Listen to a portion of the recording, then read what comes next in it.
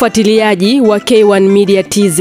Kuanzia Jumatano Aprili 9, 2025 saa 1 usiku tunakuletea mahojiano maalum na katibu mwenezi wa Chama cha Mapinduzi mkoa wa Kilimanjaro, Comrade Abraham Urio. Huu ni muda wako wa kipekee kupata ufafanuzi wa kina kuhusu mikakati, mafanikio na changamoto zilizoibuka katika utekelezaji wa miradi ya maendeleo chini ya serikali ya awamu ya 6, ikiwemo maendeleo ya kisekta yaliyopatikana katika mkoa wa Kilimanjaro, juhudi katika utatuzi wa kero za kijamii na kiuchumi kwa wananchi wa Kilimanjaro, mikakati ya kuimarisha umoja na mshikamano wa chama na wananchi kwa ujumla kuelekea uchaguzi mkuu na mengine mengi. Usikose kufuatilia kupitia chaneli yetu hii ili kupata majibu ya maswali yako moja kwa moja kutoka kwa mwenezi wa Chama cha Mapinduzi mkoa wa Kilimanjaro, Comrade Abraham Urio.